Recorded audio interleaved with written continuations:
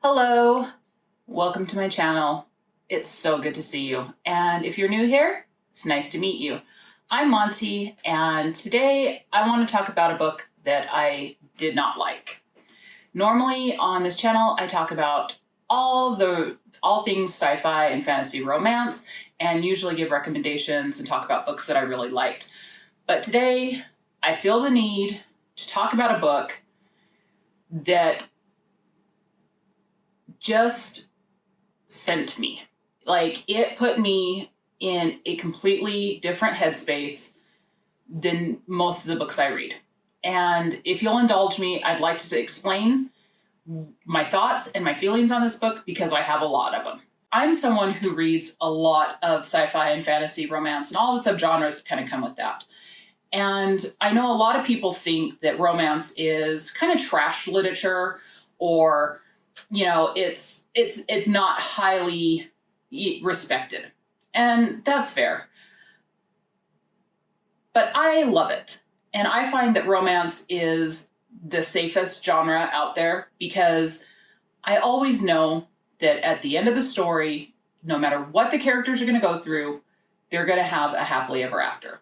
And I know a lot of people think that romance can be very problematic and it can be toxic. And I think, as someone who loves romance and really consumes a lot of it, I think that when you come across a book that absolutely plays into those stereotypes of toxic male behavior, red flags, and dangerous things that are portrayed in a book, I think it's fair to call those out. And here's how this is going to go. I'm going to tell you the overview of the books, the plot, so you kind of know what's going on. I'll talk about what I did like, the little I did like of these books, and then we'll talk about all the problematic things that I found mostly in the second book, because I am not rereading that first book, but there is something I do need to point out from the first book that I did not point out in my original video. So I'm going to throw this disclaimer out there. Everything in this video, these are just my opinions and my thoughts. If you read this series and you absolutely loved it, that's fine. We can agree to disagree. And if you want to tell me in the comments below what I got wrong, what I misinterpreted, that's fine. I'm completely open to a civil discourse about this. And this is absolutely not meant to be hate towards the author, because like I said, I think that the author is actually talented. I just think she absolutely missed the mark when writing this. So let's talk about Surrender, the second book in the War Brides of the Majora series by Miranda Bridges. Okay, quick plot overview on what's going on. So pretty much the setting of these stories are that there is a orc-like race that conquer the 4 houses of the fate. So 4 separate alien species that inhabit a planet. These orcs come and they conquer these people in a war that we learn from this book lasts 1 battle. And once these 4 different alien races are conquered, they are taken prisoner. Most of them are slaughtered, but the remaining survivors are taken prisoner. They're mostly males or all males, and they're taken prisoner and they're forced to compete in gladiatorial games to appease the emperor. At the beginning of the first book, there are 3 human women who have been abducted from Earth. When the book opens, they're just completing their training on how to become servants to the gladiatorial champions of each of the houses. And in order to serve them, they just have to give them clothing, food, and be like medical first aid for them. The first book follows Rylan and Ember and their love story. And Rylan is searching for his brother, who he thinks he is dead in battle, but he finds out that he's not dead. And then the second book follows Rylan's brother, Rixen. So the second book is pretty much Rixen and Denali and their love story. Rixen was injured in this one battle, and the book opens with her taking care of Rixen and playing nursemaid to him. Rixen attacks a guard. He's thrown in solitary confinement. Denali goes to see him. Then Rixen's put in the games. He reunites with Rylan. Things happen in the games. most of the gladiators, the competitors, are able to escape the gladiatorial games after this, and that's where the book ends. So let me talk about what I liked about the way these books were written. Like I said in the first video, I thought the dialogue between the Earth women were really well written. It was funny. It actually made me laugh at a couple of parts.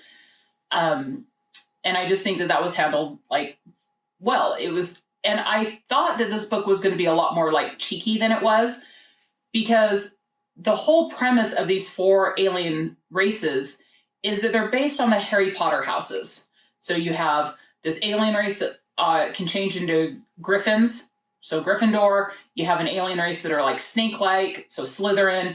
You have an alien race that has black wings, so Ravenclaw. And you have an alien race that's like a beast with a lot of teeth, so Hufflepuff.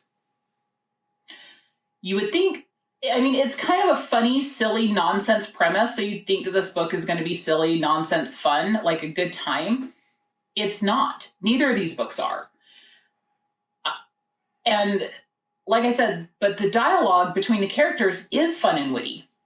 And there is one of the highlights in the first book was a side character named Garrick. He is a Slytherin.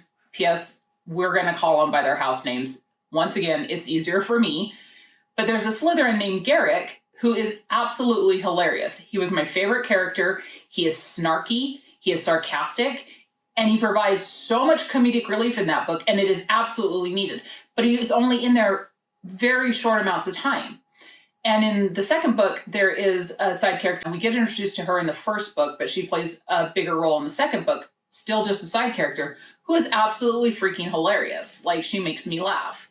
So I think the author is talented in writing dialogue. She can write well. However,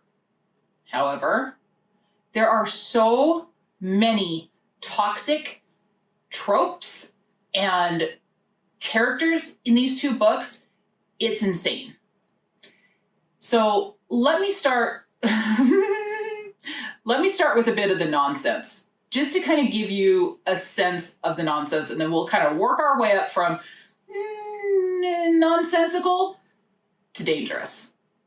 In the second book, like I said, they have to, these 4 alien races have to compete in these gladiatorial games. And instead of it just being like one-on-one combat like it was before, they are subjected to this like game to really impress the emperor. Let me explain. Let me just read how this is written. The games will be different than ever before, Oryx says. You will be paired in teams, Majora and Silas, Akal and Volari. So that is Gryffindor and Slytherin on one team, and Hufflepuff and Ravenclaw on the other team.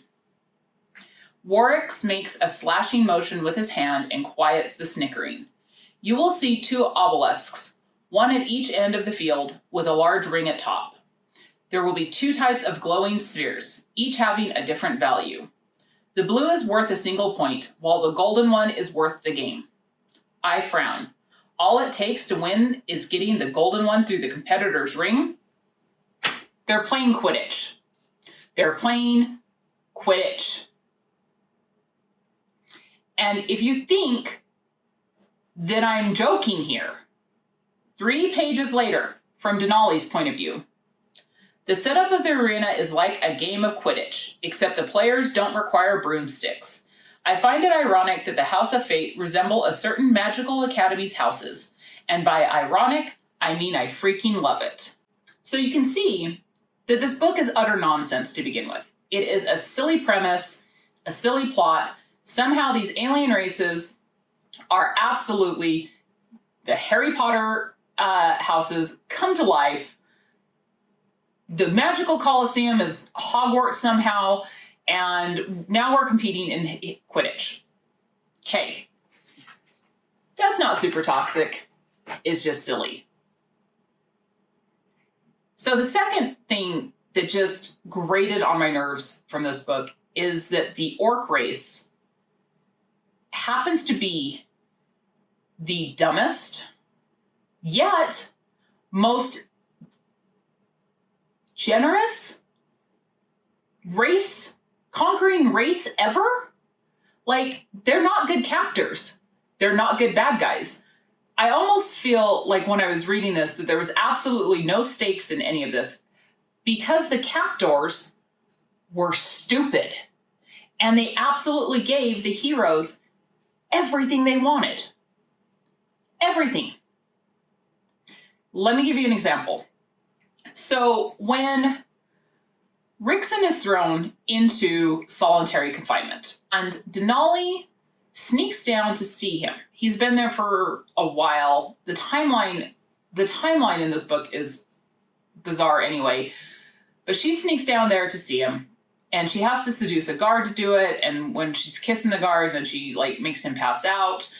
And then, so she goes into Rixen's solitary confinement cell and they have this whole makeout session. We'll talk a little bit more about that here in just a second, but they have a whole makeout session in there.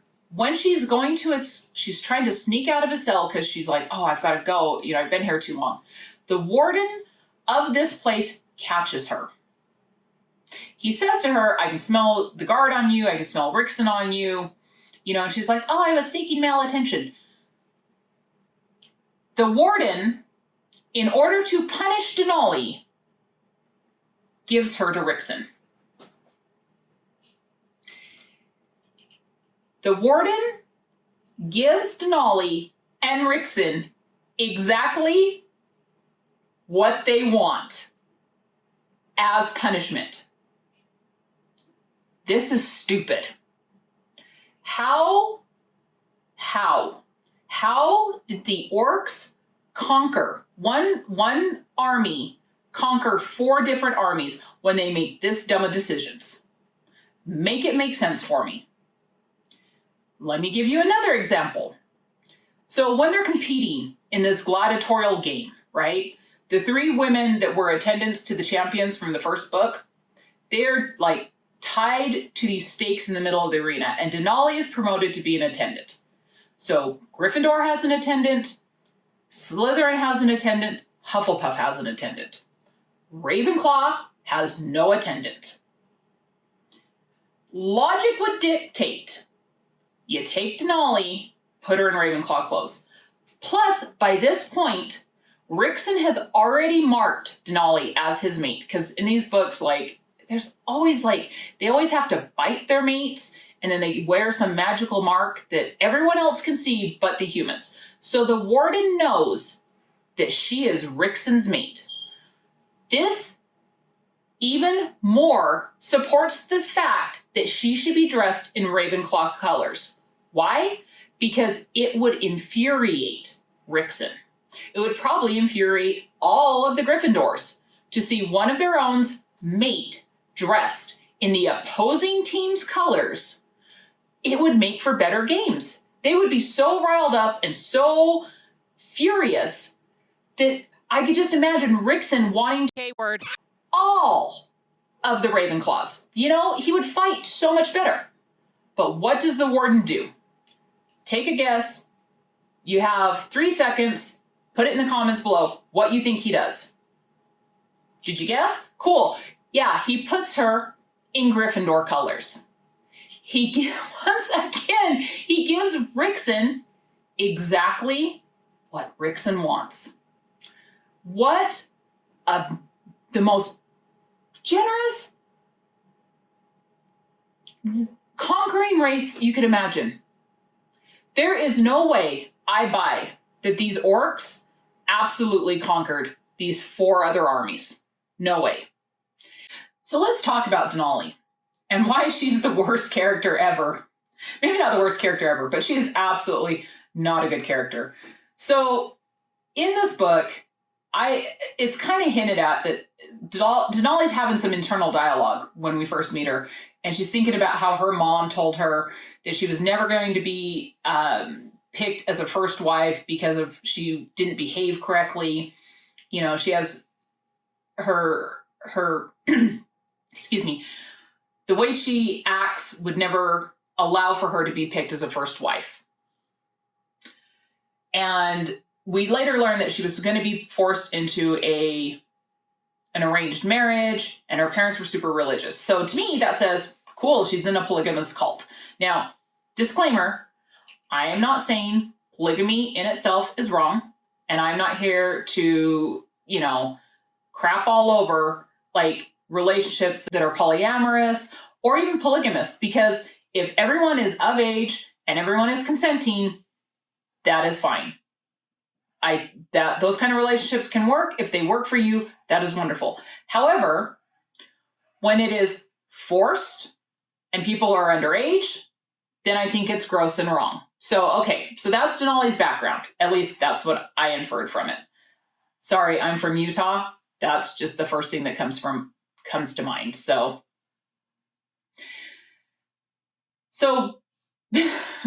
and I think the author tried to use this background as being in this kind of religious cult, and like the whole keep sweet kind of thing that Warren Jeffs tried to put forth as like a reason why later she stops acting like the person she was. So she would always stand up to Rixen. She would tell Rixen how it is.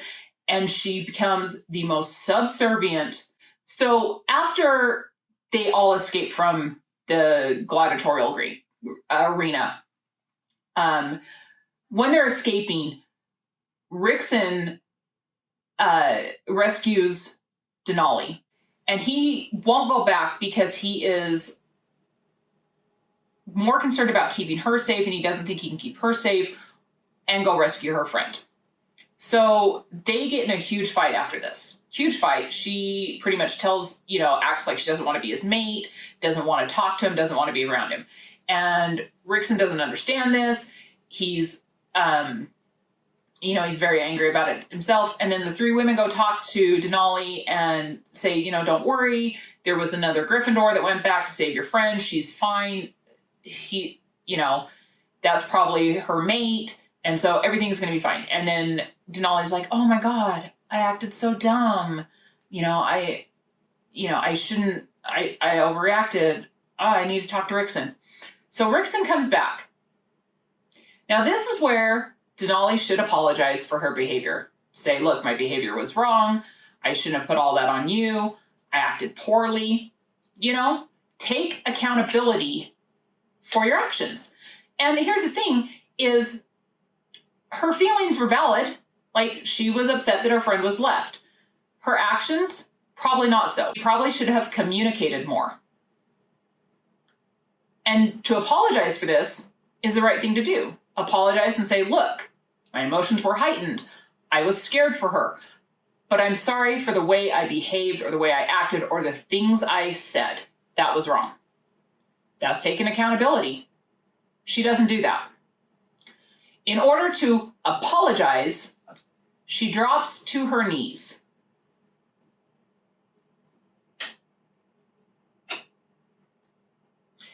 And I will give Rixen a little bit of credit here. He says, you don't have to do that. And doing something like that, when you haven't taken any accountability for your behaviors or your actions or your words, is disgusting. It's not an apology. If anything, it's a distraction. Maybe a manipulation. You're not taking accountability. You're just trying to distract the person from your crap behavior. P.S. Rixen does say, well, while you're down there. He doesn't say that exactly, but he's like, while you're down there. So let's talk about Rixen. Because I had high hopes for this character. Because when he was first introduced, he wasn't as arrogant and pompous as his brother was. So I thought, this book's got to be better. This character's got to be written better, because I hated Rylan. And I thought, well, like I said, I'm going to give this book a go, and maybe Rixen's going to be better. He's not. He's just as toxic. And in this one scene, let me read it to you. So he and Denali have become mates, and they're sitting there talking. She's worried about him going into the games. She's seen what the games are like. And he's like, oh, they let you watch the games? And she said, and this is from Rixen's point of view. She shrugs, kind of. When the three new human women arrived, they served the brew to the Atori, but now Yasina and I do it. What happened to the other females? They are attendants to the top 3 fighters in this training complex. Interesting. And this Yasina? She's human like me and my best friend. I grunt. I am your friend now.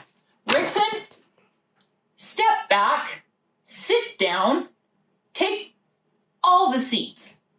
This is the worst kind of toxic behavior.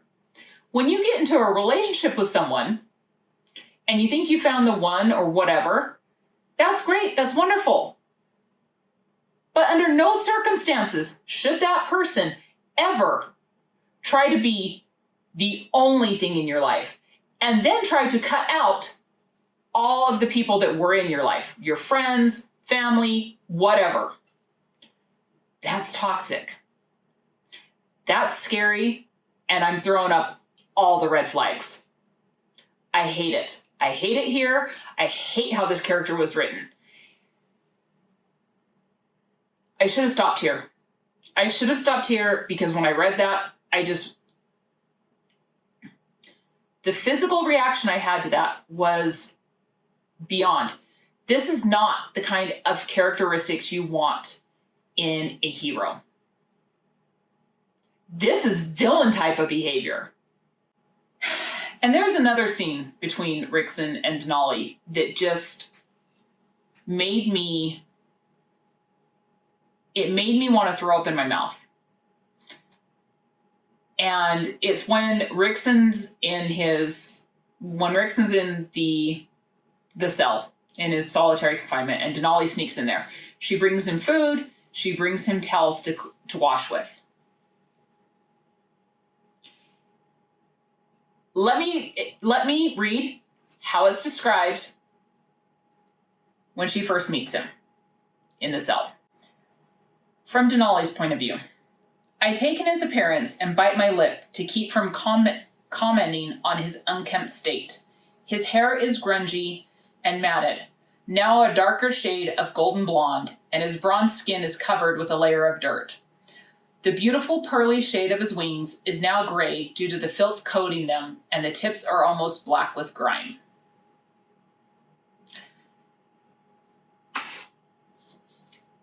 So needless to say, Rixen is pretty filthy. He's been in this cell for a while, and he obviously hasn't washed. She brings him towels to wash with, because there is like a little faucet in there.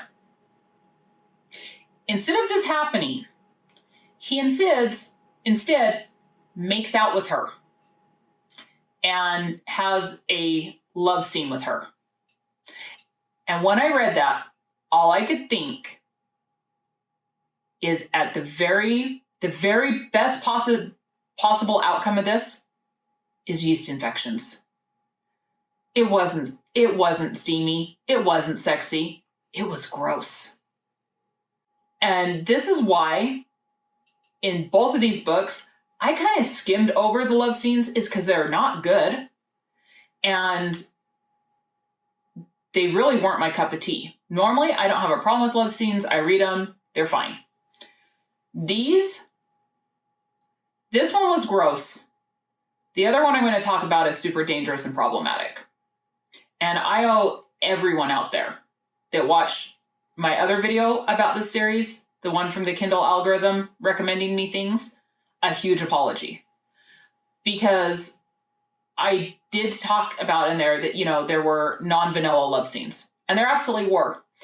And for me, I like my vanilla love scenes. I'm a vanilla person. It's just what I like. And when I saw that these love scenes weren't quite that, I kind of skimmed through them. I didn't read them very deeply. I just kind of rushed through it. And I missed something.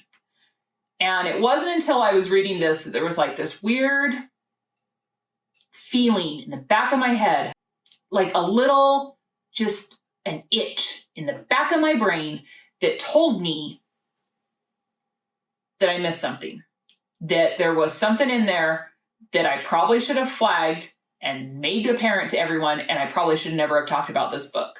So we're going to talk about it now because it needs to be addressed. So in Sacrifice, there is a love scene that involves breath play. And I have no problem with breath play. If that is your thing, more power to you. However, from what I've learned from watching creators that are in the BDSM community and talk about consent and, you know, having conversations about limits and having conversations about how play is going to happen and the danger surrounding play, this scene isn't it. Let me read you how this scene goes down. Okay, so I'm going to be editing out a lot from this scene because there is no way I'm reading all of this out loud on YouTube. When I stop trying to scream, he lifts his head. If you can't be quiet, then I'll make you, he snarls. I won't be interrupted by the guards or anyone else when I take you. He extends an arm up to wrap his hand around my throat. Overwhelmed beyond measure, I scream. It comes out as nothing more than the occasional gasp for air as he releases the pressure from my neck every couple of seconds to let me breathe. The last time I was in this place, I was lying on the floor thinking I wasn't going to live, or at the very least stay conscious. I'm not sure the same isn't going to happen again. Rylan is killing me, but in a very different way. My throat sore from his grip and my harsh breathing.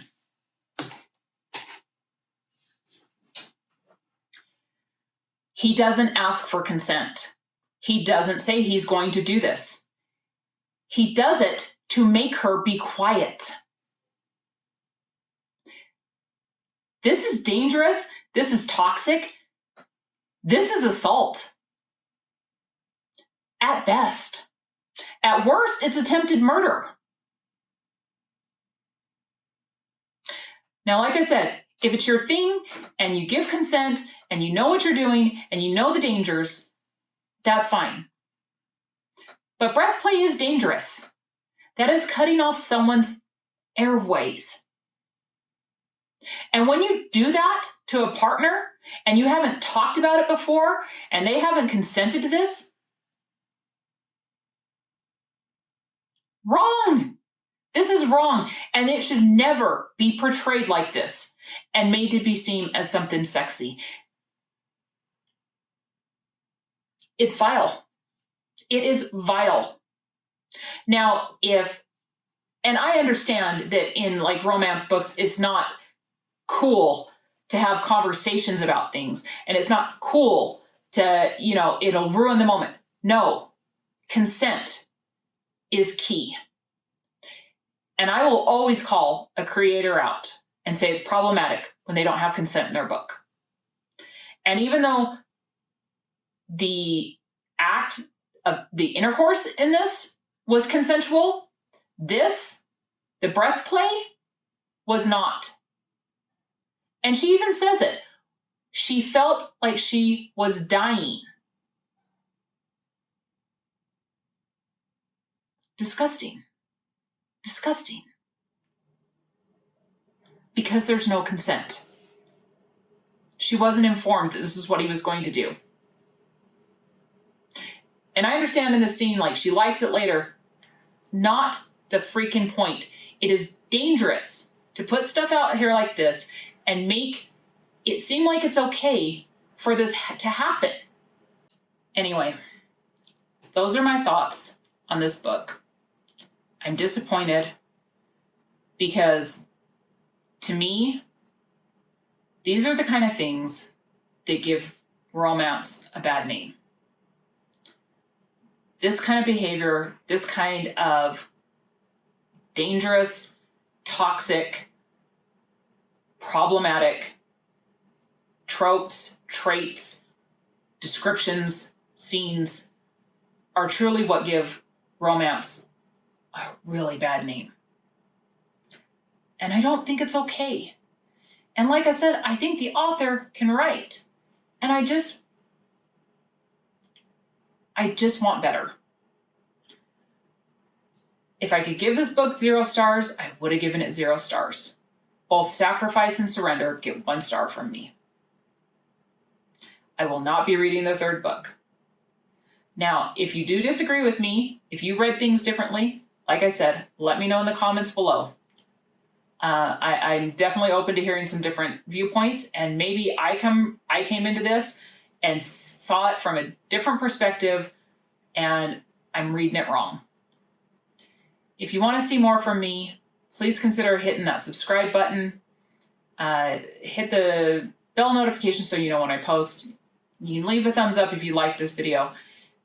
And I'm going to leave you with this parting thought. The best thing an author can do in these types of book is always have consent.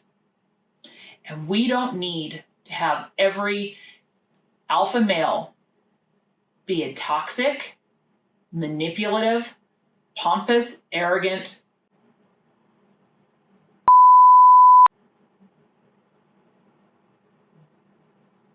there's no need.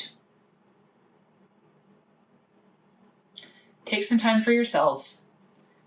Love you, bye.